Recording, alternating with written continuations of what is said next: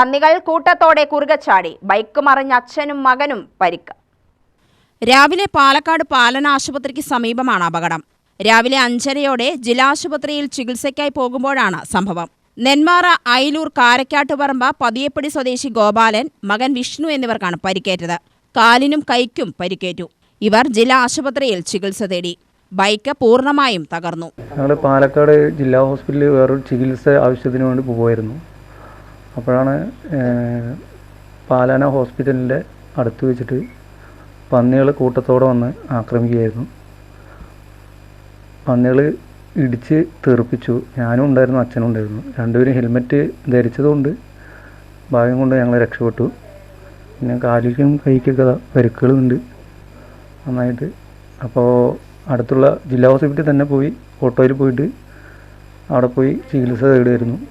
5ഓളം പന്നികളാണ് റോഡിന് കുറുകെ ചാടി ബൈക്കിലിടിച്ചത്. സംഭവസമയം റോഡിൽ ആരുമുണ്ടായിരുന്നില്ല. ഓട്ടോ ഡ്രൈവറാണ് ഇവരെ ആശുപത്രിയിൽ എത്തിച്ചത്. യാക്കര മുതൽ കിണാശ്ശേരി മന്നത്തുകാവ് വരെയുള്ള ഭാഗങ്ങളിൽ ഇരുവശത്തും വയലായതിനാൽ പന്നികൾ കുറുകെ കടക്കുന്നത് പതിവാണ്. അപകടങ്ങളും നിത്യസംഭവമായിട്ടുണ്ട്. UTV news, Palakkad.